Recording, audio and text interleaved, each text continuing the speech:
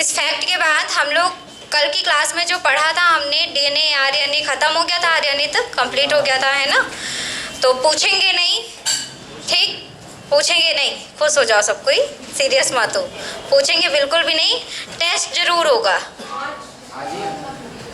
Last में कुछ points दिए जाएंगे आपको, उसके आंसर अपने कॉपी पे लिखने हैं आपको, ठीक है, देख के नहीं लिखने हैं, विदाउट ऑप्शन है, मैं क्वेश्चन दूंगी आपको लिखने हैं केवल लास्ट में, अभी नहीं, क्योंकि मैं सबसे पूछ नहीं पाती, है ना, तो इसलिए गड़बड़ हो जाता है, तो सबको लिखने के लिए तो मिल ही जाएगा, इसलिए लिखना है वो पीछे साइड लिखना है, उसी में आगे करना है, उसी के आगे लिखना है ना। चलिए थोड़ा सा सुन लीजिएगा। अब ये पॉइंट है क्या, ये हमारे आपके जेनेटिक से संबंधित ही पॉइंट है। इसमें कुछ क्वेश्चंस पूछे जाते हैं, क्वेश्चन लाइक दैट ऐसे होते हैं, जैसे क्वेश्चन पेपर में पूछ लिया जाता है कि डीएनए से डीएनए बनना क्या कहलाता है ना, डीएनए से आरएनए बनना क्या कहलाता है, आरएनए से प्रोटीन बनना क्या कहलाता है। तो ये जो तीनों वर्ड हमने लिखे हैं वो इन्हीं से संबंधित कुछ पॉइंट्स हैं। जैसे अगर बात की जाए डुप्लीकेशन को अनुवादन भी कहते हैं, हिंदी में अनुवादन कहते हैं डुप्लीकेशन को। अब ये डुप्लीकेशन है क्या, डीएनए से डीएनए बनने की जो विधि होती है वो कहलाती है डुप्लीकेशन। डीएनए से क्या बनाना, डीएनए मतलब एक डीएनए से दूसरा डीएनए बनने की जो विधि होगी वो हमारी क्या कहलाती है, डुप्लीकेशन। कुछ नहीं याद करना, नॉर्मल सा आपको याद करना है कि डीएनए से डीएनए बनने वाली विधि को हम डुप्लीकेशन या अनुवादन कहते हैं। ट्रांसलेशन का मतलब यहाँ पे है आपका कह सकते हैं यहाँ पे कि जो आपका आरएनए होता है, स्पेशली आपका कौन सा आरएनए, एमआरएनए। एमआरएनए का काम क्या है, अमीनो अम्ल को चुनना। एमआरएनए का काम है अमीनो अम्ल को चुनना, और इस काम के कारण एमआरएनए से प्रोटीन बनने की जो विधि होती है जेनेटिक टाइम पे वो हमारी कहलाती है ट्रांसलेशन। ट्रांसक्रिप्शन, डीएनए से आरएनए बनने की जो विधि होती है हमारी कहलाती है आपकी ट्रांसक्रिप्शन। बस हो गया, इतना ही है आपका। आपको 3 पॉइंट याद रखने हैं जो कि जेनेटिक से संबंधित है, पेपर में आ चुके हैं ये तीनों वर्ड, इसलिए आपको लिखाएंगे फैक्ट में। डीएनए से डीएनए बनने की विधि डुप्लीकेशन, एमआरएनए से प्रोटीन बनाने की विधि ट्रांसलेशन, और डीएनए से आरएनए बनाने की विधि क्या कहलाती है, ट्रांसक्रिप्शन। लिखिए some important fact, some important fact. हम लोग जेनेटिक पढ़ रहे थे, जेनेटिक का ही एक पॉइंट है ये। सम इम्पॉर्टेंट फैक्ट डाल के पहला लिखेंगे डुप्लीकेशन, पहला लिखेंगे डुप्लीकेशन, सबसे नीचे वाला पहला लिखेंगे डुप्लीकेशन।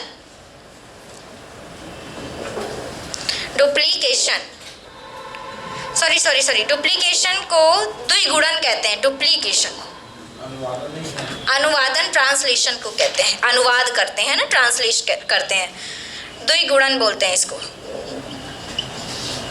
एक मार्कर वहां से लेते आओ, कोई मार्कर नहीं चल रहे हैं यहाँ। डुप्लीकेशन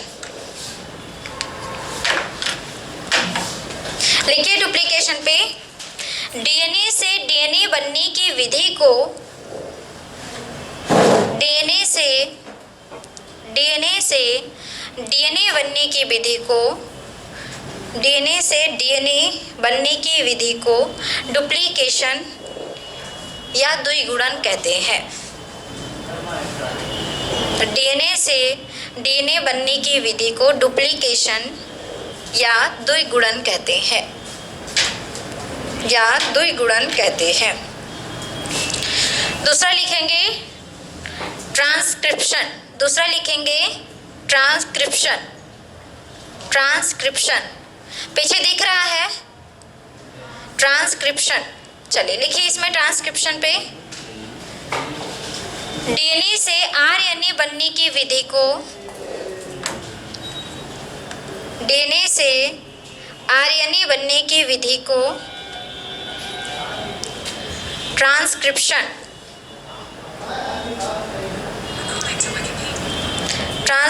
डीएनए से आरएनए बनने की विधि को ट्रांसक्रिप्शन कहते हैं। हिंदी में ट्रांसक्रिप्शन को प्रतिलिपि कहते हैं, प्रतिलिपि, प्रतिलिपि, ठीक है। डीएनए से आरएनए बनने की विधि को ट्रांसक्रिप्शन। तीसरा लिखिए ट्रांसलेशन, ट्रांसलेशन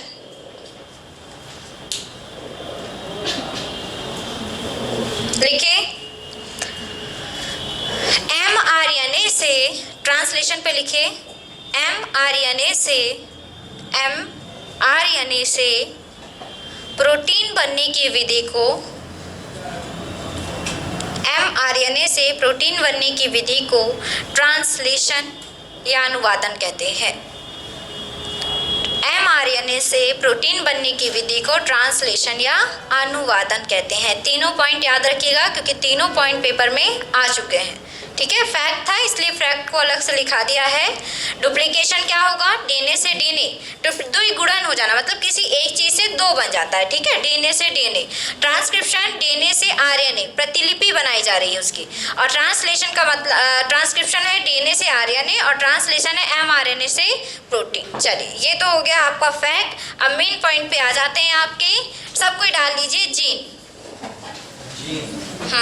जीन।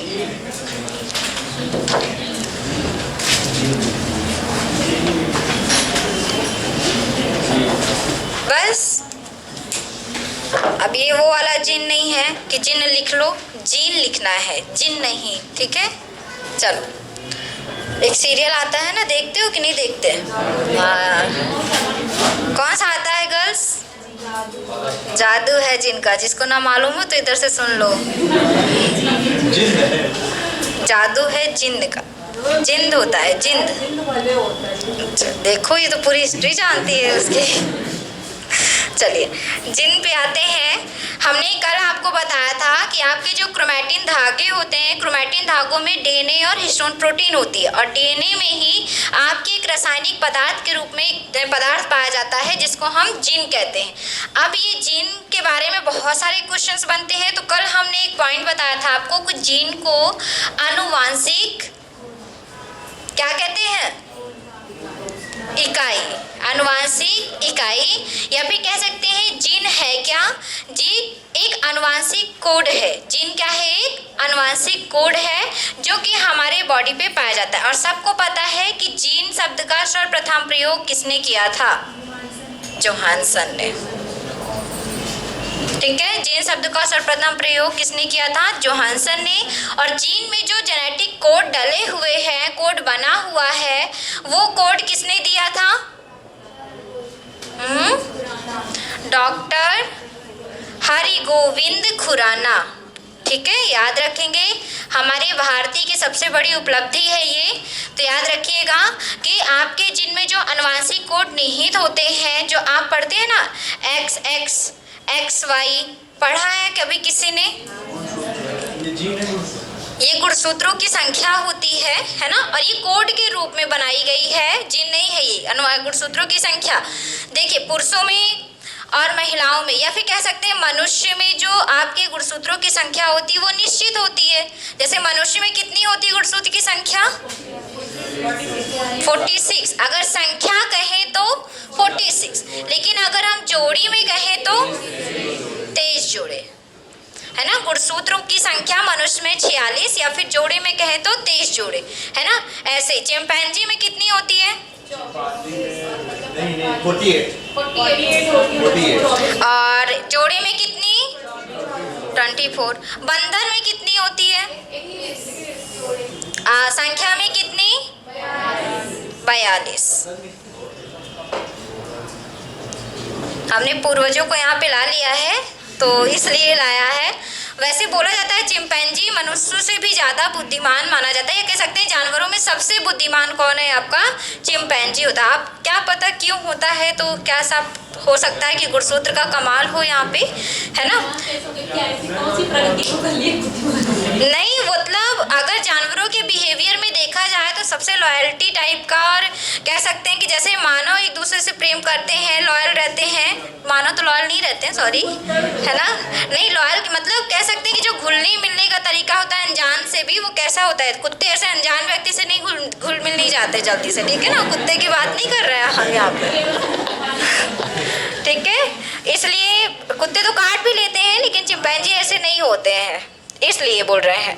तो याद रखेंगे कि जो जीन है उसमें आनुवांशिक कोड निहित रहता है, और इस आनुवांशिक कोड के बारे में किसने बताया था? डॉक्टर हरिगोविंद खुराना ने बताया था। जीन को हम आनुवांशिक इकाई कहते हैं और इस शब्द का प्रयोग किसने किया था? जोहानसन ने किया था। मनुष्यों में गुणसूत्रों की संख्या निश्चित रहती है या फिर सभी जीवों में गुणसूत्रों की संख्या निश्चित रहती है? जैसे मनुष्य में 46 और जोड़े में कितनी होती है? 23 जोड़े। सबको पता है कि अगर हम फीमेल की बात करें और मेल की बात करें तो इसमें गुणसूत्रों की संख्या x x x x x होती है, मतलब पूरे जितने भी गुणसूत्र हैं वो कैसे होंगे? x x कोड में होंगे। और मेन में कितने होंगे? पूरे XY होंगे। वैसे तो सारे X होते हैं, जो सबसे लास्ट आपका 23वां होता है वो क्या होता है? XY होता है। जिसको नहीं पता है वो थोड़ा सा ध्यान से सुनिएगा। फीमेल और मेल में गुणसूत्रों की संख्या निश्चित होती है, मतलब मनुष्य में संख्या 23 जोड़े ही होते हैं, लेकिन दोनों में डिफरेंस कैसे हो गया? ये अगर इसमें XY गुणसूत्र ना होता तो जेंडर शायद सेम हो जाता है ना, जेंडर भी इसी के कारण से डिफरेंस हुआ है। तो याद रखेंगे कि जो फीमेल का गुणसूत्र है वो किस कोड पे होता है? XX पे, और मेल का क्या होता है लास्ट वाला? XY। जो 23वां जोड़ा होता है इसको लिंग निर्धारण गुणसूत्र कहते हैं। क्या कहते हैं? लिंग निर्धारण गुणसूत्र, सेक्स डिटर्मिनेशन क्रोमोसोम, क्योंकि यही जो गुणसूत्र हैं ये हमारे बॉडी का लिंग निर्धारित करते हैं। जैसे कैसे? सुनिएगा। अगर पेरेंट्स, सुनिएगा ध्यान से, पेरेंट्स का अगर फीमेल का और मेल का, अगर मेल का X किसी भी फीमेल के किसी भी X से अगर क्रिया करता है तो किसी एक से करेगा, ऐसे नहीं कि दोनों से कर ले, ट्रिपल नहीं कर सकता, ऐसे नहीं हो सकता, ठीक है? किसी एक से क्रिया करेगा और एक बार में एक ही गुणसूत्र जाएगा, चाहे X जाए चाहे Y जाए। समझ रहे हैं बात को? चाहे X जाए चाहे Y जाए, ठीक? तो स्पर्म के माध्यम से ये जो X और Y है फीमेल के ओवरी में जाकर किसी X से, अगर पुरुष का X गया और किसी भी X से मिल गया तो कितने X बन जाएंगे? Double X। और डबल X किस में होता है? फीमेल। मतलब जो होने वाला बच्चा होगा वो क्या होगा? फीमेल, ठीक है? अब अगर इसका Y किसी भी X से जाके क्रिया कर ले तो क्या बन जाएगा? XY। और ये किस में होता है? मेल में। तो होने वाला जो बच्चा होगा वो क्या होगा? मेल होगा। क्लियर हुआ? तो कह सकते हैं इस कारण से 23वें जोड़े को लिंग निर्धारण गुणसूत्र, मतलब लिंग को निर्धारित करने वाला गुणसूत्र कहा जाता है। जो इसका 22वां जोड़ा होता है, वैसे तो सेम सारे होते हैं लेकिन स्पेशली इसको बोला जाता है ऑटोसोम्स। क्या कहते हैं इसको? ऑटोसोम्स। और ये दोनों क्वेश्चन आपके पेपर में पूछे जा चुके हैं, याद रखिएगा कि ऑटोसोम्स किसको कहेंगे? 22वां जोड़ा को, और लिंग निर्धारण गुणसूत्र किसके कहेंगे? 23वां जोड़ा को। और ये निर्धारित करना कि लड़का होगा कि लड़की वो किसके हाथ पे है? अब 23वें जोड़े, मतलब किसके 23वें जोड़े? पुरुषों के 23वें जोड़े, महिलाओं के उसमें नहीं, ठीक है ना? तो पहले कहते थे ना कि महिलाओं तुम्हारी वजह से लड़की हुई है, कभी तो ये कहा नहीं कि लड़का हुआ है, लेकिन ये जरूर कहते थे कि लड़की हुई है। लेकिन पूरा हाथ किसका है यहाँ पे? पुरुषों का, लड़कियों का नहीं, लड़कों का है ना, लड़कों का है। इसलिए आप लोग पढ़े लिखे हैं, समझदार हैं, कभी भी गलती से नहीं कहिएगा कि आपका हाथ है इसमें। आ गया ना समझ में? ये हर बार वैसे ये वाला लेक्चर मैं हमेशा देती हूँ कि मुझे समझाना पड़ता है। अभी भी देखो, मैं ये नहीं कह रही हूँ कि आप लोगों की मेंटालिटी ऐसी है, लेकिन जब आप उस सिचुएशन पे आएंगे ना आपकी मेंटालिटी आफ्टर चेंज हो ही जाती है। आप नहीं भी सोचना चाहेंगे लेकिन आफ्टर चेंज हो जाती है, क्योंकि हमारे यहाँ का जो इन्वायरमेंट है ना वो हमें ऐसे करने पे कह देता है कि आपको ऐसा सोचना चाहिए। तो इस पुरुष प्रधान देश को थोड़ी सी महिलाओं को इज्जत दी जाए, ठीक है? तो याद रखिएगा कि पुरुष का जो XY है वो निर्धारित करता है लिंग निर्धारण गुणसूत्र, इसीलिए कहा जाता है 23वें जोड़े को। अब 22वें जोड़े को क्या कहते हैं? ऑटोसोम्स कहते हैं, ठीक है? इतना क्लियर हो गया सबको? अब इसमें कुछ नहीं था, जीन के लिए बस इतना बताना था कि डीएनए में उपस्थित एक खंड होता है जिसको हम आनुवांशिक इकाई कहते हैं। इस शब्द का प्रयोग जोहानसन ने किया था। इसमें जीन में आनुवांशिक कोड होता है जिसको डॉक्टर हरिगोविंद खुराना ने बताया था। मनुष्यों एवं जीवों में गुणसूत्रों की संख्या निश्चित होती है। मनुष्यों में जैसे 46 संख्या होती है गुणसूत्र की, या फिर जोड़े में कहे तो 23 जोड़े होते हैं। मेल का जो गुणसूत्र होता है उसे एक्स से प्रदर्शित करते हैं, और फीमेल का XX से और मेल का XY से। जो इसका 22वां जोड़ा होगा गुणसूत्र का वो ऑटोसोम कहलाता है और 23वां जोड़ा क्या कहलाता है, लिंग निर्धारण गुणसूत्र कहलाता है। चलिए लिखिए थोड़ा सा इसको, फिर हम लोग आज खास पॉइंट पे चलते हैं। गुणसूत्र के कारण होने वाले रोग। जीन डाल लीजिए सब कोई। सबसे ज़्यादा तो मतलब ये कुछ तितली में होते हैं ना, तितली में सर्वाधिक कुछ पाए जाते हैं। किसमें? तितली में कितने? 446 हो सकता है, और किसी में भी होते होंगे। कितने उसमें होते हैं? अच्छा 446 है तो अधिक ही है, इससे भी अधिक किसी में होता है। चल लिखो, हो गया, लिखाते हैं। जीन लिखिए डाल के। जॉनसन ने 1909 में जीन शब्द का प्रयोग किया था। जीन शब्द का प्रयोग किया था। जॉनसन ने 1909 में जीन शब्द का प्रयोग किया था। जीन शब्द का प्रयोग किया था। जीन डीएनए का वह खंड है, लिखते चलिए, बातें नहीं कीजिए। जीन डीएनए का वह खंड है, जीन डीएनए का वह खंड है या वह भाग है, पार्ट है, जिसमें आनुवांशिक कोड निहित रहता है या प्रेजेंट रहता है। जिसमें आनुवांशिक कोड निहित रहता है। जीन डीएनए का वह खंड है, वह पार्ट है, जिसमें आनुवांशिक कोड, जेनेटिक कोड प्रेजेंट रहता है या निहित रहता है। लिख लिया? स्टार पॉइंट बनाइए। आनुवांशिक कोड की खोज, आनुवांशिक कोड की खोज, आनुवांशिक कोड की खोज डॉक्टर हरिगोविंद खुराना ने की थी।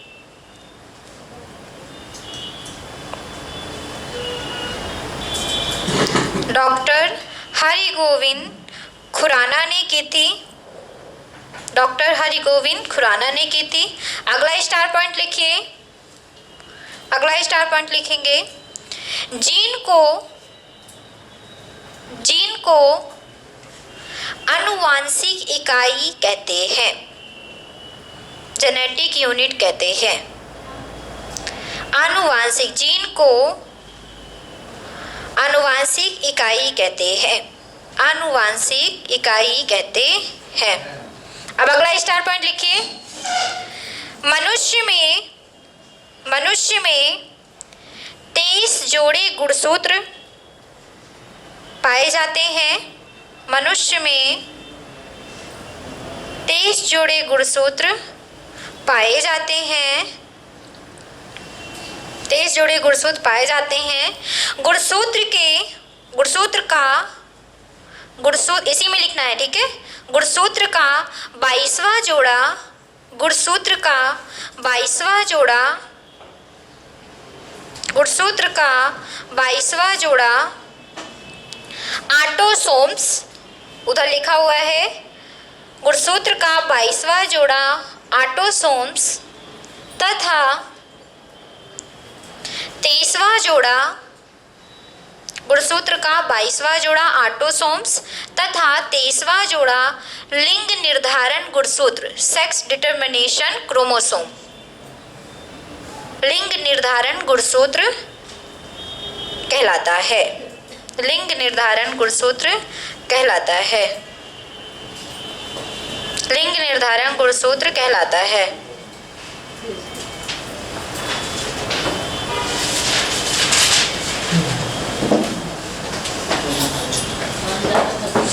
चलिए आप डाल लीजिए सब कोई, जो हमें पेन पढ़ाना है आपको, जो आपके लिए बहुत बहुत बहुत इम्पोर्टेंट है, ठीक है।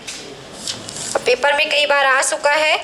जो रही नंबर की बात, तो आप लोग अपने से नंबर लिख लीजिएगा। नंबर लिखाने से कोई मतलब नहीं है, ठीक है। आते हैं 1-2 पेपर, तो मनुष्य का सबको पता है 2-3 लिखे हुए हैं। नंबर आपको ढूंढ के लिख लेना है, आपको नेट पे मिल जाएगा, बुक में भी मिल जाएगा। तो यहाँ पे टाइम वेस्ट ना करते हो, हम लोग अपने मेन पॉइंट पे चलते हैं, जो आपको बुक में नहीं मिलेगा, ठीक है। लिख दी, सब कोई लिखिए। आनुवांशिक रोग, हेडिंग डाल उठा लीजिए सब कोई। आनुवांशिक रोग, जो कि आपके लिए वेरी इंपॉर्टेंट है। आनुवांशिक रोग, रोग रोग रोग।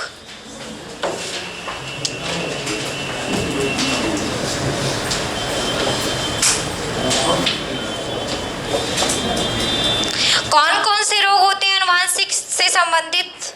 किसी को नाम पता है? प्रोजेरिया। कौन भाई इतना हंस रहा है, इतनी खिलखिलाहट क्यों क्लास में, वो भी?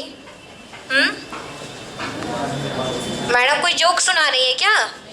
कौन हंसा?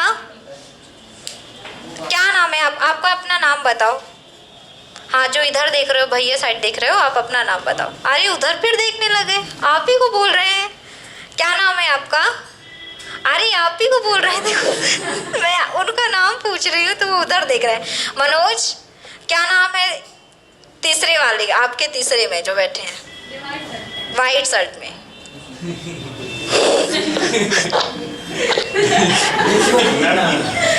हम सोच रहे हैं मनोज से अपना नाम पूछ रहे हैं। विश्वजीत। ओ भाई, अच्छा कौन बात कर रहा था? विश्वजीत, बताइए कौन हंसा? आप बताइए, आप बैठे बैठे बताइए। हाँ, कौन हंसा? इधर से हंसी आ रही थी ना? सामने। अरे बता दिया करो, अब ये लोग अगर डांटते हैं तो हमें बताया करो ना, फिर हम इनकी खिंचाई करेंगे। वैसे हमको नाम मालूम नहीं था, इसलिए हमने नाम पूछा है। अब ये नहीं बताना था कि आपने बताया कि कौन हंसा, ठीक है ना?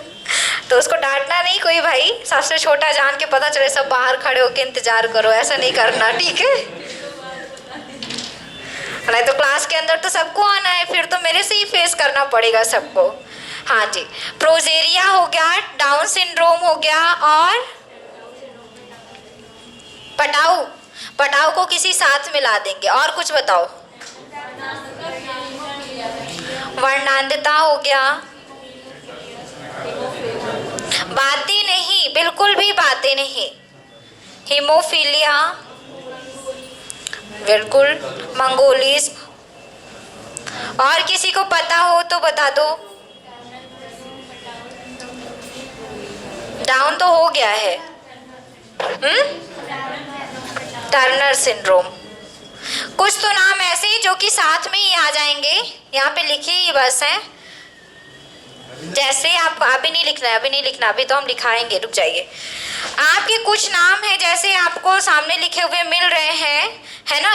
इसमें से एक और है जो कि पेपर में आ चुका है, क्लाइनफेल्टर सिंड्रोम। Klinefelter syndrome. अब ध्यान से सुनते चलिएगा सब कोई, अभी सुनना ही है और कुछ नहीं करना। हसियाकार रक्त बिंबाणु सिंड्रोम, या फिर कह सकते हैं रोग, ठीक है? अब समझिएगा हम क्या कह रहे हैं। अब जो बातें करेंगे उसे मैं क्लास से बाहर कर दूंगी, क्योंकि ये इम्पॉर्टेंट है, और इम्पॉर्टेंट होने के साथ साथ कई बार पेपर में आ चुका है और मैं कई सारे क्वेश्चन देख चुकी हूँ इसके, इसलिए इसको पढ़ाना जरूरी है। आनुवांशिक रोग का मतलब क्या है? ऐसा रोग जो हमारे जेनेटिक जीन के साथ हमारी पीढ़ी दर पीढ़ी में हमें भी पहुंचता जाता है। होता है ना ऐसा कि कभी कभी पेरेंट्स में जो रोग होते हैं वो हमारे साथ चले आते हैं, और वो कुछ खास ही रोग होते हैं। सब रोग हमारे से, जैसे जुकाम हो गया तो ऐसा नहीं कि पेरेंट्स के साथ बच्चों में भी आ जाएगा, वो तो नॉर्मल सी चीज़ है ना? वो तो बैक्टीरिया के कारण होती है। तो आपके कुछ ऐसे रोग है, कुछ खास रोग हैं जो अगर पेरेंट्स में है तो ऐसा नहीं है कि अगर पेरेंट्स में है तो बच्चे में जरूर होंगे, ऐसा भी नहीं है। प्रभाविता का नियम ये बताता है, मेंडल का प्रभाविता का नियम बताया था ना, कि प्रभाविता का नियम ये बताता है कि जो चीज़ प्रभावी होगी वो चीज़ तभी दिखाई देगी। तो ऐसा नहीं है कि अगर पेरेंट्स में है तो डायरेक्टली बच्चों में दिखेगा ही दिखेगा, ऐसा भी नहीं है। ये बच्चों में ना दिख के क्या पता बच्चों की जो आगे वाली पीढ़ी है उसमें आ जाए, क्या पता इसमें भी ना आके इसमें आ जाए। मतलब ये प्रभाविता के नियम के अनुसार ये ऐसा चलता है, इसलिए मेंडल ने ये नियम भी दिया था कि जो चीज जब प्रभावी हो जाएगी उस टाइम पे ये दिखाई देगा। मान लीजिए कि पेरेंट्स में प्रोजेरिया नामक रोग था, ठीक है? अभी प्रोजेरिया नामक जो रोग है तो इसमें ना आके इस पीढ़ी में ना आके क्या पता इस पीढ़ी में आ जाए, क्या पता इस पीढ़ी में ना आके इस पीढ़ी में आ जाए। तो ये प्रभाविता का नियम के अनुसार ये चीज़ें होती हैं। और याद रखिएगा कि आनुवांशिक रोग कहीं ना कहीं किसी न किसी पीढ़ी में जरूर दिखाई देते हैं। ऐसा नहीं है कि वो दिखाई नहीं देते, ठीक है, तो दिखाई जरूर देते हैं, इसलिए इसे हम आनुवांशिक रोग कहते हैं। मतलब किसी न किसी में, किसी पीढ़ी में जो पहुंचे वो ऐसा रोग हमारा आनुवांशिक रोग। उसमें से कुछ खास रोग हैं, जैसे प्रोजेरिया। सबने पा पिक्चर देखी थी, पा पिक्चर, जिसमें अमिताभ बच्चन क्या होता है, छोटे से बच्चे बने रहते हैं और उसमें वो कैसे बुढ़ापे का रोल करते हैं। 13 साल का लड़का जो कि पूरी तरह से बुढ़ा हो चुका होता है, वो कोई और रोग नहीं है, वो प्रोजेरिया नामक रोग है। कौन सा रोग है वो? प्रोजेरिया, जिसमें गुणसूत्रों की संख्या अधिक या कम होने पर ये रोग उत्पन्न होता है। और आपको याद रखना है कि इस रोग में छोटी सी उम्र में बुढ़ापे के लक्षण दिखाई देते हैं। बुढ़ापे के लक्षण मीन्स झुर्रियाँ पड़ जाना, शरीर का धीरे धीरे शिथिल होने लगना। जैसे बुढ़ापे में हाथ पैर कांपते हैं, कोई भी चीज़ मतलब सही तरीके से नहीं होती हमारी बॉडी में, सेम वही काम हमारे इस प्रोजेरिया नामक रोग में होता है। तो ये जो रोग होता है ये छोटी सी उम्र में ही दिखाई देने लगता है, ठीक है। तो प्रोजेरिया में क्या होगा, याद रखेंगे, कम उम्र में बुढ़ापे के लक्षण दिखाई देना कौन सा रोग कहलाता है? प्रोजेरिया। और प्रोजेरिया कैसी बीमारी है? एक आनुवांशिक बीमारी है। क्लियर हो गया? अभी केवल हम आपको लक्षण समझा रहे हैं, साथ में गुणसूत्र आपको लिखा देंगे। अगर हम यहाँ पे वर्णांधता, अभी डाउन को छोड़ते हैं क्योंकि डाउन किसी के साथ में यहाँ पे, वर्णांधता की बात करें, कलर ब्लाइंडनेस बोलते हैं इसको। इसमें क्या होता है कि कलर समझ में नहीं आते, स्पेशली कौन से कलर? लाल और हरा, ठीक है। कौन सा कलर समझ में नहीं आता? लाल एवं हरा। इन दोनों कलर को देखने में या समझने में थोड़ी सी प्रॉब्लम, जिनको ये रोग होता है, स्पेशली ये रोग कहाँ होगा? आंखों में, क्योंकि देखने का काम आंखें करती हैं। तो इसमें वर्णांधता मतलब, वर्ण का मतलब होता है रंग, कलर। तो कौन सा कलर? लाल और हरा कलर देखने में इनमें क्या हो जाती है? समझ में नहीं आता, इसमें प्रॉब्लम होने लगती है। और ये भी आपके गुणसूत्र की कमी और अधिकता के कारण होता है। फिर अगर बात करें पेपर में क्वेश्चन कैसे आता है, पेपर में पूछ लेता है कि वर्णांधता में किस कलर को पहचानने में दिक्कत होती है, तो याद रखेंगे किस कलर को? लाल और हरे को। हीमोफीलिया क्या है? हीमोफीलिया रक्त का थक्का ना बनना। रक्त का थक्का ना बनना ही कौन सी बीमारी कहलाती है? हीमोफीलिया। और ये आपके गुणसूत्रों की कमी के कारण से होता है कि नहीं होता? विटामिन के की कमी के कारण होता है। और कोई? ये गुणसूत्र की कमी और अधिकता के कारण नहीं होता। हमारे रक्त में कई सारी प्रोटीन्स पाई जाती हैं। जैसे आपने पढ़ा होगा कि फाइब्रिनोजन जो होती है रक्त का थक्का बनाती है। इसके साथ एक और प्रोटीन होती है प्रोथैम्बिन प्रोटीन, प्रोथ्रोम्बिन प्रोटीन। ये जो प्रोटीन होती है ये भी रक्त का थक्का बनाने की सहायता करती है। और इस प्रोटीन की कमी के कारण रक्त का थक्का हमारे बॉडी में नहीं बन पाता, जिस कारण से ये रोग हो जाता है, जिसको हम क्या कहते हैं? हीमोफीलिया। यहाँ पे विटामिन के की कमी भी आप कह सकते हैं, क्योंकि आप पढ़े हुए हैं कि विटामिन के की कमी से भी रक्त का थक्का नहीं बनता। लेकिन स्पेशली यहाँ पे किस प्रोटीन का नाम लिया गया है? प्रोथ्रोम्बिन का नाम लिया गया है। इसलिए याद रखिएगा कि कौन सी ऐसी बीमारी है जो आपकी प्रोटीन की कमी से होती है। तो याद रखेंगे कौन सी है यहाँ पे? हीमोफीलिया, जो कि आनुवांशिक भी हो सकती है। आगे चलते हैं मंगोलिज्म। कौन बताना चाहेंगे मंगोलिज्म क्या है? क्या हो जाता है? असमानता के कारण होता है। होता क्या है इसमें? आंखें क्या हो जाती हैं? मंगोलिया, ये जो मंगोलिज्म वर्ड है वो मंगोलिया से लिया गया है। मंगोलिया एक देश है, प्रदेश है, ठीक है, याद रखेंगे। मंगोलिया के जो लोग होते हैं वो छोटे कद वाले होते हैं। वो कह सकते हैं गोल मटोल, गोरे गोरे गाल वाले और गोरा गोरा गोल गोल चेहरा होते हैं। छोटे कद के, बहुत छोटे छोटे कद के लोग होते हैं, ठीक है। जैसे नॉर्मल हम लोग होते हैं ना, उससे भी छोटे वो लोग होते हैं। तो इस रोग में होता क्या है? ये तो रोग होता है गुणसूत्र की असमानता के कारण। इसमें जो 22वां जोड़ा गुणसूत्र होता है उसमें एक गुणसूत्र कम हो जाता है, तो इस गुणसूत्र में कमी होने के कारण ऐसा होता है। और इसमें जो व्यक्ति, जिस व्यक्ति को ये रोग होता है उसका कद छोटा, ठीक है, उसकी आंखें छोटी छोटी सी, अंदर धंसी हुई, और कह सकते हैं कि पूरी तरह से इनका शरीर विकसित नहीं हो पाता। थोड़ा सा दिमाग भी क्या होता है इनमें, कह सकते हैं कि दिमाग में जैसे नॉर्मल हम पढ़ाई कर रहे हैं, बैठे हुए हैं, यहीं पे समझ रहे हैं, उनको थोड़ी सी समझ थोड़ी सी कम हो जाती। दिमाग कह सकते हैं कि इनबैलेंस हो जाता है उनका। पागल नहीं बोल सकते, पागल वर्ड आप किसी के लिए भी यूज नहीं कर सकते, है ना। यहाँ पे थोड़ी सी इनको समझ थोड़ी सी देर में आती। कोई चीज़ अगर हम समझा रहे हैं तो उनको अगर समझ में थोड़ी देर से आएगी, लेकिन आती है। तो ऐसा जो रोग होता है, इस रोग को हम क्या कहते हैं, मंगोलिज्म। अब आई बात हम क्लाइनफेल्टर की बात करें, टर्नर को भी छोड़िए, क्लाइनफेल्टर की बात करें तो क्लाइनफेल्टर में क्या होता है, किसी को पता है क्लाइनफेल्टर? गर्ल्स को ही मालूम है, बॉयज को कुछ नहीं मालूम है। क्या होता है क्लाइनफेल्टर में, किसी को पता है? चलो बताओ, गर्ल्स ही तो लगता है सब पढ़ के आती हैं, आप लोग तो कुछ पढ़ के नहीं आते। ये बहुत खास है क्योंकि ये एसएससी के पेपर में इसका क्वेश्चन आया था। और क्वेश्चन कैसे आया था मैं आपको बताती हूँ। क्वेश्चन ऐसा आया था कि क्लाइनफेल्टर सिंड्रोम नामक रोग में बताइए गुणसूत्रों की संख्या कितनी हो जाती है।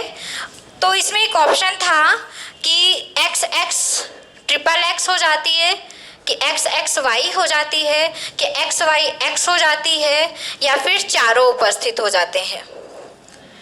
अब ये रोग ही कुछ ऐसा है कि इसमें क्या होता है कि ये जो महिलाओं का एक गुणसूत्र होता है उसमें एक पुरुषों के गुणसूत्र में, महिलाओं के गुणसूत्र में ये X उपस्थित रहता है। हमने बताया था कि क्या बनेगा, ऐसे बनता है, XY बनता है मेल का, बताया अभी ना, XY बनता है मेल का और फीमेल का XX। तो क्या होता है कि ये जो X, ये जो है, ठीक है, ये दोनों X प्रेजेंट होते हैं, साथ में आपका Y भी आ जाता है। मतलब कह सकते हैं फीमेल का जो एक X होता है इसमें आ जाता है, और इस X के आ जाने के कारण यहाँ पे कितने X हो जाएंगे, 2X। और 2X किसका है, फीमेल का, और Y किसका है, दोनों का कॉम्बिनेशन जो है ये रोग ही होता है जिसमें आपको कहते हैं क्लाइनफेल्टर सिंड्रोम। इस रोग में व्यक्ति नापुसंग हो जाता है। जो थर्ड जेंडर आप कहते हो वो थर्ड जेंडर किसके कारण होता है, क्लाइनफेल्टर सिंड्रोम के कारण होता है। और उसमें गुणसूत्रों की संख्या कितनी हो जाती है, XXY हो जाती है। ये क्वेश्चन पेपर में आया था कि कितनी होती है क्लाइनफेल्टर सिंड्रोम में गुणसूत्रों की संख्या। तो याद रखेंगे लास्ट वाला जो 30वां जोड़ा है वो कैसे बनता है, XXY, इसलिए वो आधे स्त्री और आधे पुरुष हो जाते हैं क्योंकि Y भी है और स्पेशली 2X होने के कारण यहाँ पे क्या हो जाता है, फीमेल के गुण भी आ जाते हैं। तो ये क्या हो गया आपका क्लाइनफेल्टर सिंड्रोम। अब इसकी बात करें हसिया का रक्त बिंबाणु नामक रोग की, जिसको कहते हैं सिकल सेल, सिकल सेल या सिकल सिकनेस भी बोल सकते हैं। इसमें क्या होते हैं, जो हमारे आरबीसी होते हैं ऑक्सीजन की कमी के कारण, किसकी कमी के कारण, ऑक्सीजन की कमी के कारण आरबीसी में जो उपस्थित हीमोग्लोबिन होता है, आरबीसी में क्या होता है, हीमोग्लोबिन। और इस हीमोग्लोबिन, ये जो हीमोग्लोबिन होता है ऑक्सीजन की कमी के कारण, ये जो हमारे आरबीसी होंगे, कुछ आरबीसी हमारी कुछ ऐसे रहती है, लेकिन ये जब कमी हो जाएगी तो ये कुछ ऐसे हो जाती है, हंसिया आकार में हो जाती है। हंसिया देखिए सबने ना, कुछ ऐसी हमारी ये जो हमारी आरबीसी है उसकी संरचना कुछ हंसिए के जैसे ऐसे ऐसे हो जाती है, अर्धचंद्र बोल सकते हैं उसको, है ना। तो हंसिया आकार की तरह हमारी जो रक्त बिंबाणु होती है, आरबीसी होती है, किसकी कमी के कारण, ऑक्सीजन। ये किसी गुणसूत्र की कमी या अधिकता से नहीं होता, ये किसकी कमी से होता है, ऑक्सीजन। दो यहाँ पे पॉइंट पकड़िएगा, एक है प्रोटीन की कमी से कौन सा रोग, हीमोफीलिया, और एक है ऑक्सीजन की कमी से कौन सा रोग, हंसिया का रक्त बिंबाणु, या फिर इसको कहते हैं सिकल सिकनेस। ठीक है, ये होता है। अब अगर आते हैं हम डाउन सिंड्रोम में, तो अगर डाउन सिंड्रोम की बात करें तो जो आपका मंगोलिज्म था उसी को हम कहते हैं डाउन सिंड्रोम। इसीलिए इसको नहीं बता रहे थे। ठीक है, तो याद रखेंगे मंगोलिज्म को दूसरा नाम क्या है, डाउन सिंड्रोम। और यहाँ पे एक और बचा है टर्नर सिंड्रोम। तो टर्नर सिंड्रोम एक अलग सा रोग है, इसमें जो गुणसूत्रों की संख्या होती है एक कम हो जाती है, इसमें गुणसूत्र की संख्या केवल 45 रह जाती है। कितनी रह जाती है? ये जो रोग होता है इसमें स्पेशली माता का एक गुणसूत्र कम होता है, माता का एक गुणसूत्र कम हो जाता है जो बच्चों में नापुंसक की स्थिति उत्पन्न करता है। इस रोग में होता क्या है, टर्नर पे सुनिएगा, इस रोग में बच्चे का पूर्ण रूप से विकास नहीं होता। ये जो यौवन अवस्था होती है, जो मैच्योरिटी आती है, वो इस प्रकार के जो बीमारी वाले लोग होते हैं उनमें मैच्योरिटी नहीं आ पाती। मतलब बहुत धीरे धीरे, जैसा हमारा प्रोसेस नॉर्मल चलता है उनका प्रोसेस काफ़ी धीमा हो जाता है। वो क्यों होता है?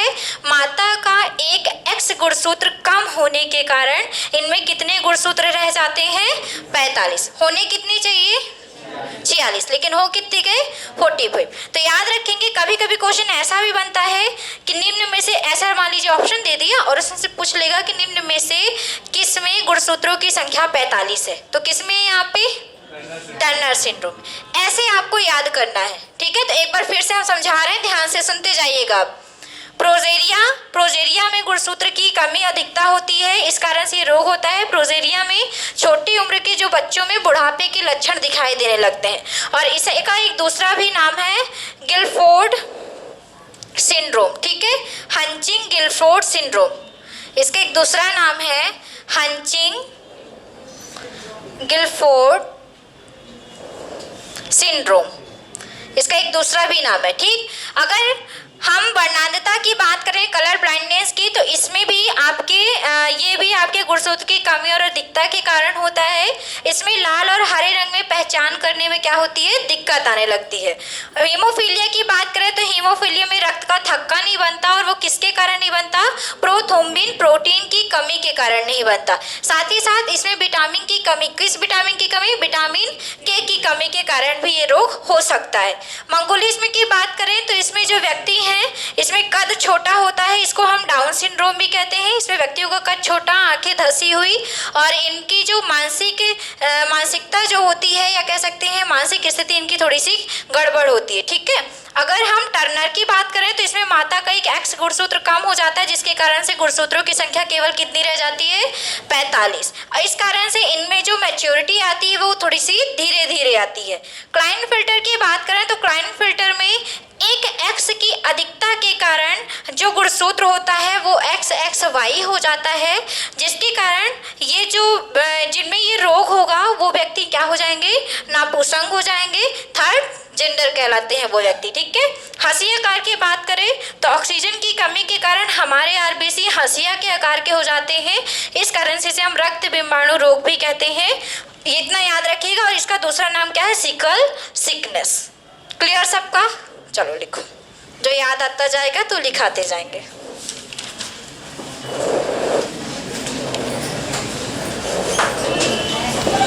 लिखिए सब कोई।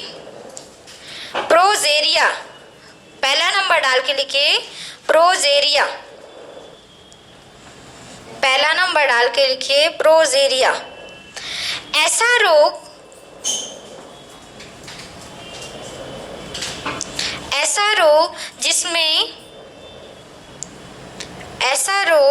जिसमें कम उम्र के बच्चों में भी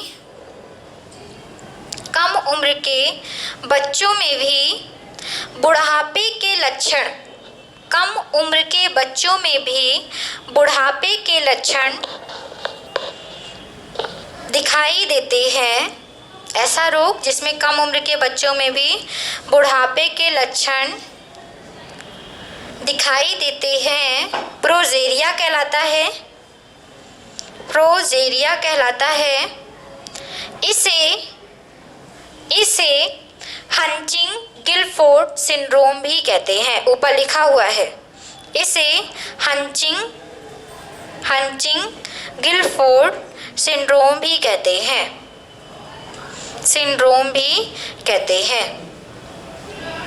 हंचिंग गिलफोर्ड सिंड्रोम भी कहते हैं। चलिए अगला लिखिए वर्णांधता, कलर ब्लाइंडनेस। वर्णांधता, दूसरा लिखिए वर्णांधता। चलिए अगला लिखिए, इसमें इस रोग में, कलर ब्लाइंडनेस में लिखिए, इस रोग में रोगी को, इस रोग में रोगी को एक या एक से अधिक, इस रोग में रोगी को एक या एक से अधिक रंगों का, एक या एक से अधिक रंगों का बोध नहीं हो पाता। इस रोग में रोगी को एक या एक से अधिक रंगों का बोध नहीं हो पाता। विशेष रूप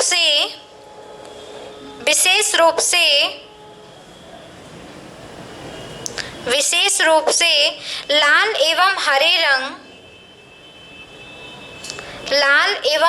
रंग का बोध नहीं होता। लाल एवं हरे रंग का बोध नहीं होता। लाल एवं हरे रंग का बोध नहीं होता। इसका एक दूसरा नाम भी है, इसे डाल्टोनिज्म भी कहते हैं। डाल्टोनिज्म भी कहते हैं। इसे डाल्टोनिज्म भी कहते हैं। इसे डाल्टोनिज्म भी कहते हैं। चलिए अब लिखिए अगला हीमोफीलिया। अगला लिखिए हीमोफीलिया। अगला लिखिए हीमोफीलिया। अगला लिखिए हीमोफीलिया। लिखिए इसमें इस रोग में रोगी मनुष्य के शरीर में, इस रोग में रोगी मनुष्य के शरीर में रक्त का थक्का नहीं बनता। रक्त का थक्का नहीं बनता। ब्लड क्लॉटिंग बोलते हैं। रक्त का थक्का, ब्लड क्लॉटिंग। रक्त का थक्का नहीं बनता। ये रोग आमतौर पर ये रोग आमतौर पर पुरुषों में होता है। पुरुषों में होता है। ये रोग आमतौर पर पुरुषों में होता है। पुरुषों में होता है और महिलाओं द्वारा फैलाया जाता है। और महिलाओं द्वारा फैलाया जाता है। गिफ्टेड है ना। चलो, अगर एक जने को हुआ तो फिर फैलेगा कैसे? महिलाओं द्वारा। समझने वाले समझ गए हैं, ज़्यादा नहीं समझाएंगे। चलो ठीक है। तो महिलाओं द्वारा फैलाया जाता है। यह रोग आगे लिखिए, यह रोग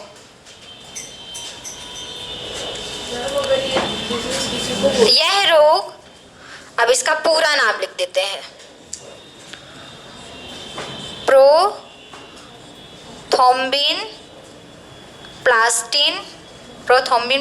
रुकिएगा 2 मिनट। प्रोथ्रोम्बोप्लास्टिन है, सॉरी, प्रोथ्रोम्बोप्लास्टिन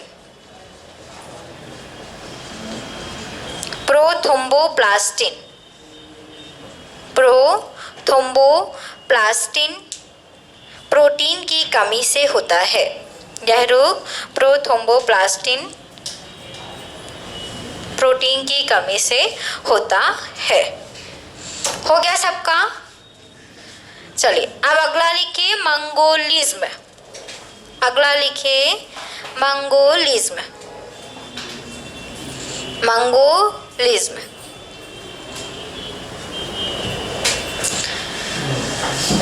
लिखिए मंगोलिज्म में यह रोग, लिखिए मंगोलिज्म में लिखिए यह रोग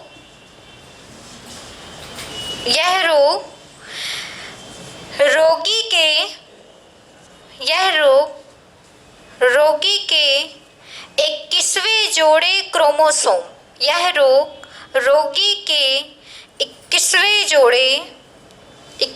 जोड़े क्रोमोसोम में असमानता होने के कारण होता है। असामान्यता होने के कारण होता है। इम्बैलेंस हो जाती है वो, ठीक है। गुणसूत्र, यह रोग रोगी के किसवें जोड़े गुणसूत्र में असमानता होने के कारण होता है। इसे डाउन सिंड्रोम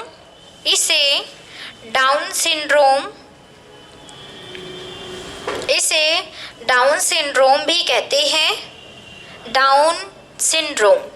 इसे डाउन सिंड्रोम भी कहते हैं। आगे लिखिए, इसमें गुणसूत्र की संख्या 47 हो जाती है। मतलब क्या होगा, एक अधिक हो जाएगा, ठीक है।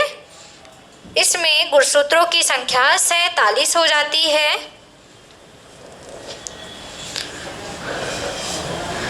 इसमें रोगी, आगे लिखिए, इसमें रोगी छोटे कद वाला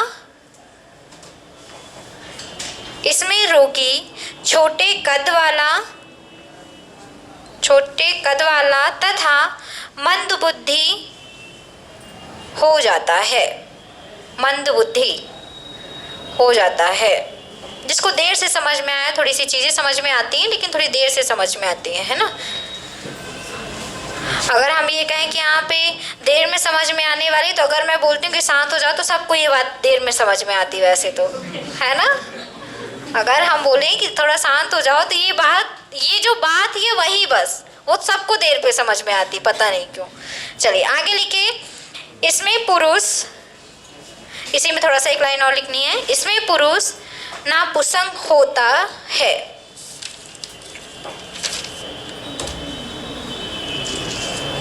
चलिए अगला लिखिए, इसमें पुरुष नापुंसक होता है। इसको क्या बोलेंगे, अब इसको बोलेंगे क्या, मेरे को दिमाग में नहीं आ रहा है। न्यूट्रल जेंडर,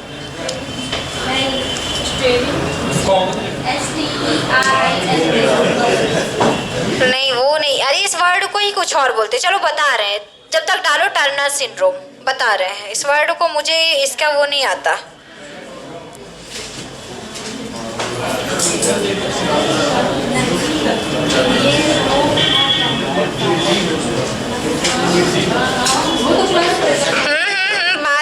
बातें नहीं, अगर थोड़ा सा भी टाइम मिलता है तो सब बातें करते हैं।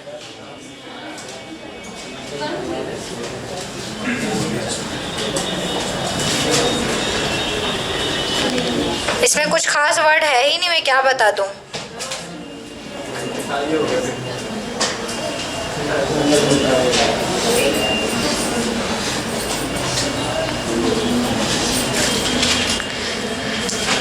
चलिए हो गया, लिखिए टर्नर सिंड्रोम पे कुछ कॉमन वर्ड मिल नहीं रहा है जो इजी से बताया जा सके। लिखिए हो गया, टर्नर सिंड्रोम पे लिखिए, बातें नहीं कीजिए। यह रोग, टर्नर में लिखिए, यह रोग गुणसूत्र की असमानता के कारण होता है। यह रोग गुणसूत्र की असमानता के कारण होता है। यह रोग गुणसूत्र की असमानता के कारण होता है। इस रोग में